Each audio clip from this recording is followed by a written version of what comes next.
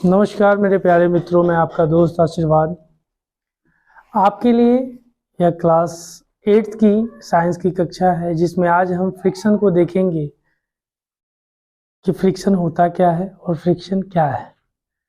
उससे पहले छोटी छोटी मगर मोटी बातें। यह क्लास आपको N21 एकेडमी की तरफ से दिलाई जा रही है, जो बिल्कुल निःशुल्क होगी। और इस क्लास को आप ज़्यादा से ज़्यादा शेयर करें, लाइक करें, सब्सक्राइब करें, ताकि और भी लोग इससे जुड़ सके और लाभान्वित हो सके। चलिए मेरे मित्रों, अब हम देखते हैं कि फ्रिक्शन में हमको आज क्या क्या देखना है। जिसपे फ्रिक्शन आज हम देखेंगे, यह क्लास 8th की हमारी कक्षा होगी, जिसमें हमें घर्षण देखना है। बड़ी कक्षा में जाइएगा और ज़्यादा घर्षण के रूप देखिएगा, घर्षण से क्या क्या होने वाली हानियां होती है, घर्षण क्या होता है, घर्षण की जरूरत ही क्यों पड़ती है और चक्के घिसते ही क्यों हैं। इन सब बातों पे हम चर्चा करेंगे। तो घर्षण जैसे देखते हैं, दुनिया में अगर कोई भी कार्य होता है वहाँ घर्षण होना अनिवार्य है। बिना घर्षण का दुनिया में कोई काम नहीं होगा। और जहाँ चिकनाई होगी, लुब्रिकेंट होगी, वहाँ घर्षण कम होती है। जैसे आप रोड पे अगर बाइक चलाते हो, वहाँ भी टायर और रोड जो सरफेस होती है, दोनों के बीच में घर्षण होती है, फ्रिक्शन होती है। फ्रिक्शनल फोर्स के कारण ही रोड पे आपकी गाड़ी चलती है। अगर आप कभी कभी बिलीव ना हो तो कभी एक डिब्बा मोबिल का गिर लेना नीचे और ऊपर से गाड़ी चलाना, आप खुद गिर जाओगे, आप में फ्रिक्शन आ जाएगा। हैंडल और आप दोनों पहिए के बीच में फ्रिक्शन आ जाएगा, आप ऊपर दिखोगे और पहिया नीचे। तो फ्रिक्शन किस में होगा? आपके और गाड़ी के बीच में होगा। लेकिन फिर भी फ्रिक्शन काम करेगा, लेकिन रोड पे वह फ्रिक्शन काम नहीं करेगा ड्यू टू रीजन ऑफ, क्योंकि लुब्रिकेंट पे जो कि चिकनाई होती है, वहां पे फ्रिक्शन काम नहीं करता है। आप अगर दो हथेली भी बजाते हो आपस में, वहां भी फ्रिक्शन होती है। आप कलम से कॉपी पे लिखते हो, वहां भी फ्रिक्शन होती है। दुनिया की हर वो वस्तु जो कार्य करती है, वहां फ्रिक्शन की जरूरत पड़ती है। ठीक है, तो इसी में हमारा कुछ टॉपिक है, जिसमें स्प्रिंग बैलेंस है, उसके बाद फैक्टर अफेक्टिंग फ्रिक्शन है, फिर फ्रिक्शन नेसेसरी इविल, मतलब घर्षण हानिकारक और अनिवार्य है। फिर उसी में हमारा है कि घर्षण बढ़ाना तथा घटाना। फिर है इंक्रीजिंग एंड रिड्यूसिंग फ्रिक्शन, उसी में है पहिए। उसी के बाद है व्हील्स रिड्यूस फ्रिक्शन, यानी तरल घर्षण, फ्लूइड फ्रिक्शन। ये सारे हमारे पॉइंट है जो 12 से लेकर के चलते हैं। 12.1, 2, 3, 4, 5, 6 मेन पॉइंट, इसमें 6 आपको दिए गए हैं एनसीईआरटी अकॉर्डिंग। एक्स्ट्रा कुछ होगा तो आप लोग देख लीजिएगा। ये सारे चैप्टर का हो जा रहा है, उसके बाद हर चैप्टर का आपको क्वेश्चन आंसर मिल जाएगा, और वो भी आपको समझाने के बाद मिलेगा। सारे क्वेश्चन आंसर आपको यहाँ से मिल जाएंगे, बाइलिंगुअल हिंदी और इंग्लिश दोनों मिलेंगे। तो हमारा पहला स्प्रिंग बैलेंस है, जिसमें हम देखते हैं कि कमानीदार तुला क्या होता है। कमानीदार तुला कहता है कि कमानीदार तुला वह युक्ति है जिसके द्वारा किसी वस्तु पर लगने वाले बल का मापा जाता है। इस तुला का मतलब होता है कि अगर कोई भी ऑब्जेक्ट हो, एनी ऑब्जेक्ट पे कोई भी अगर फोर्स काम करती है, किसी भी ऑब्जेक्ट पर अगर फोर्स काम करती है, तो उसके मेजर के लिए इसको यूज किया जाता है। यही कमानीदार तुला होता है। ठीक है, क्या होता है कमानीदार तुला? अगर कोई भी ऑब्जेक्ट काम करती है, तो उस ऑब्जेक्ट के काम को मेजर करने के लिए, जैसे रोड पे हम गाड़ी चलाते हैं, तो रोड पे जब गाड़ी चलाते हैं, हुड़ हुड़ हुड़ हुड़ फुट फुट फुट फुट करके जो चलाते हैं, तो जो हुड़ हुड़ाती है गाड़ी, उसके लिए भी स्पीडोमीटर लगी होती है। या आप पैदल चलते हो तो वहां भी मीटर से आप उसको मापने का काम करते हो, इट्स कॉल्ड मेजरमेंट होती है। तो उसी तरह से यह कमानीदार तुला भी किसी भी ऑब्जेक्ट के कार्य को मापने का काम करती है। इसी को हम बोलते हैं measure of a spring balance. ठीक है, आगे देखना, जिसको कहा spring balance is a device used for the measuring the force acting on the object. तो यह फोर्स को मेजर करती है, किसको करती है? फोर्स को मेजर करती है। Do you understand? ओके, चलिए आगे देखिए। फिर कहता है इसी के बारे में, इसमें कहता है कि बाईं दिशा में बल लगते हैं तो घर्षण दाईं दिशा में होती है। अगर मान के चलिए बल यहां लगा, बल जो है जिसको FORCE फोर्स कहते हैं, अगर बल का पॉइंट ए है, ये बल पॉइंट है, फोर्स पॉइंट है, तो यहां यह आपकी लेफ्ट है, यह आपका लेफ्ट है तो यह घर्षण आपको राइट में होगा। याद रखिएगा यह घर्षण का पॉइंट आपका यहाँ होगा। अगर लेफ्ट में फोर्स लगता है, घर्षण होती है, तो यह आपको इधर पता चलेगा, ठीक है, राइट में। तो उसी चीज को कहा है कि बाईं दिशा में बल लगाते हैं तो घर्षण दाईं दिशा में कार्य करता है।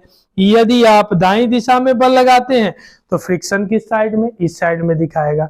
याद रखिएगा अगर लेफ्ट में अगर फोर्स का यूज करते हैं, लेफ्ट में अगर फोर्स यानी फ्रिक्शन, लेफ्ट में फोर्स फ्रिक्शन का यूज करते हैं, जो घर्षण होती है, तो उसका इधर आपको अनुभूति होगी, अनुभूति आपको इधर होगी, और इधर अगर वही फ्रिक्शन फोर्स अगर लगाते हैं तो अनुभूति आपको लेफ्ट साइड होगी। Right to left, right to left, right to left आपको अनुभूति होगी, ठीक है, अपोजिट साइड होगी, हमेशा याद रखना, ठीक है।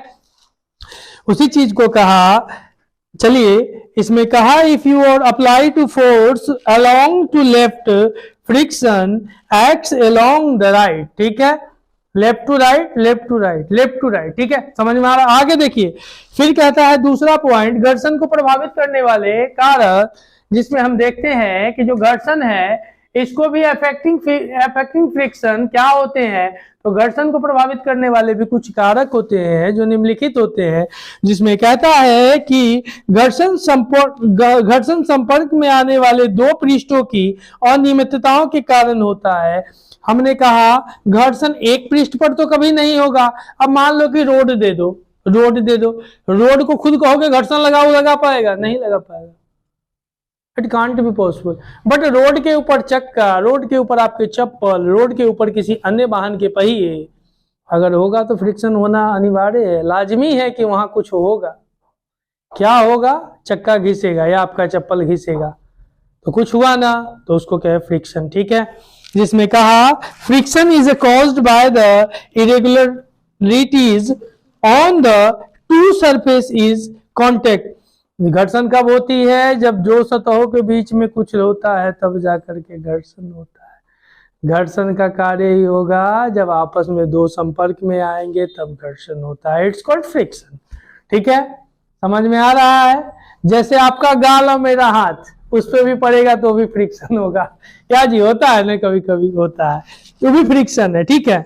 जैसे कहने का मतलब ऊपर में कोई सतह है और इस तरह से यह कार्य कर रही है, यह कार्य कर रही है, लेकिन नीचे से भी इसी तरह का ही कोई कार्य करने के लिए वस्तु अनिवार्य होना चाहिए, तब जाकर के यहाँ फ्रिक्शन होगा, तब जाके यहाँ फ्रिक्शन होगा, नहीं तो फ्रिक्शन नहीं होगा, तब जाके यहाँ फ्रिक्शन होगा, यानी तब इसको घर्षण का नाम देंगे, अन्यथा इस सतह को हटा देंगे तो यहाँ घर्षण नहीं होगा। याद रखिएगा, दो सरफेस, हमेशा दो सरफेस की जरूरत होगी घर्षण होने के लिए, एक सरफेस पे कभी घर्षण नहीं होती है।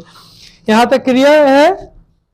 आगे देखिए फिर कहता है, आगे कहता है किसी रुकी हुई वस्तु को विराम से गति प्रारंभ करने की स्थिति में घर्षण पर पार पाने के लिए वस्तु पर लगाया जाने वाला बल स्थैतिज यानी स्थैतिक घर्षण कहलाता है। यानी ध्यान दीजिएगा, इसको स्थैतिक घर्षण, यानी सपोज कीजिए एक गाड़ी रुका हुआ है, एक गाड़ी रुका हुआ है, अब उसमें अगर फोर्स लगाना होगा तो स्थैतिक फ्रिक्शन जो है यहाँ पे काम करेगा, जिसमें कहा है आगे स्टैटिक फ्रिक्शन ही बोलते हैं इसको।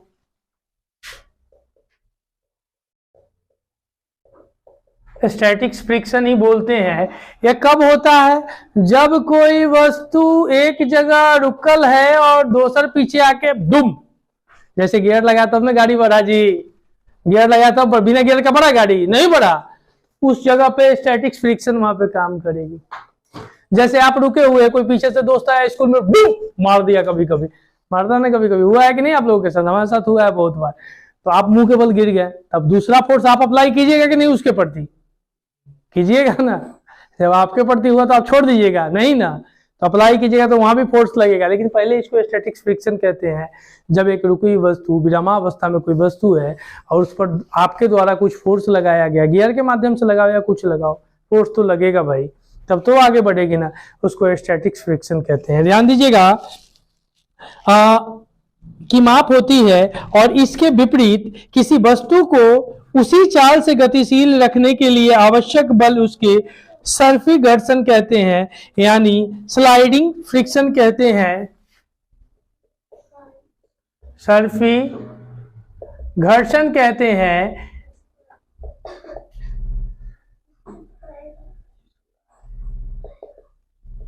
स्लाइडिंग घर्षण कहते हैं, यानी स्लाइडिंग घर्षण किसको कहते हैं, या स्लाइडिंग घर्षण जो होती है, यानी स्लाइडिंग फ्रिक्शन जो होती है, जब जो मोशन में ला दिए ना, जो मोशन में लात मार के या गियर लगा के ला दिए, वही फ्रिक्शन को बनाए रखने के लिए, सस्टेन एक जैसा बनाए रखने के लिए वहां पे स्लाइडिंग फ्रिक्शन काम करता है। गति में लाने के लिए स्टैटिक फ्रिक्शन और उस गति को बनाए रखने के लिए स्लाइडिंग फ्रिक्शन, इसकी इसी से माप इसका मेजरमेंट किया जाता है। ठीक है भाई, ठीक है, चलिए आगे बढ़ते हैं। चलिए उसके बाद आगे देखिएगा, कहा the force required to overcome friction at the instant and object start moving from rest in a measure of static friction on the other hand therefore required to keep the object, उसी अवस्था में बनाए रखने के लिए। आगे देखिए, उसके बाद घर्षण हानिकारक परंतु अनिवार्य, यानी फ्रिक्शन अननेसेसरी इविल, इसके बारे में देखते हैं, जिसमें क्या कहा है कि जो घर्षण है वह हानिकारक या अनिवार्य, परंतु अनिवार्य है, हानिकारक है, इविल है पर नेसेसरी है। क्यों, वाई? जिसमें कहा कि घर्षण के कारण दीवार में कील गड़ जाती है। अगर आप देखते हैं ना कि दीवार में कील कब होती है, जब ठोकते हैं तो उसके अंदर भी, दीवार के अंदर भी कील का घर्षण होता है, फ्रिक्शन होता है, तब जाके वह कील हटती है। जब फ्रिक्शन नहीं होगा तो कील भी नहीं हटेगी। ठीक है, याद रखिएगा। आगे देखिए फिर क्या कहा, उसी चीज को कहा, फिर कहा a nail is fixed in the wall due to friction.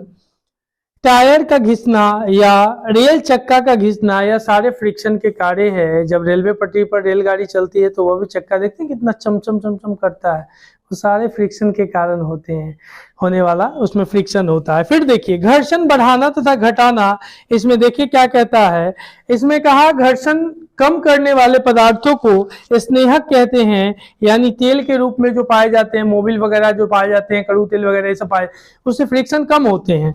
तो इसमें कहा the substances with the reduced friction are called lubricant. 12.5 देखिए, जिसमें कहता है पहिए घर्षण कम कर देते हैं, यानी कहा व्हील्स रिड्यूस फ्रिक्शन, यानी since the rolling friction is smaller than the sliding friction, sliding is replaced in most machineries by rolling by the use of a ball bearing. ठीक है, यानी क्या कहा इसमें, वही चीज कहा जो पहिए घर्षण कम कर देते हैं। ठीक है, आगे देखना, फिर कहा तरल घर्षण यानी फ्लूइड फ्रिक्शन। विज्ञान में गैसों तथा द्रवों को एक ही नाम तरल दिया गया है, जिसको फ्लूइड कहते हैं। कहा in since the common name of gases is the liquids is fluids. ठीक है, विज्ञान में इसको नाम दिया गया। कहा अतः हम कह सकते हैं कि तरल इससे होकर गति करने वाली वस्तुओं पर घर्षण बल लगाते हैं। कहा so we can say that fluids exert force of friction of object in the motion through them। कहा तरलों द्वारा लगाए गए घर्षण बल को कर्षण यानी ड्रैग कहते हैं, और the friction force on the object in the fluid depends on its speed with the respect of the fluid. ठीक है, आगे देखना, फिर क्या कहा, फिर कहा इसमें कि किसी तरल पर लगने वाला घर्षण बल उसी तरल के सापेक्ष गति पर निर्भर है।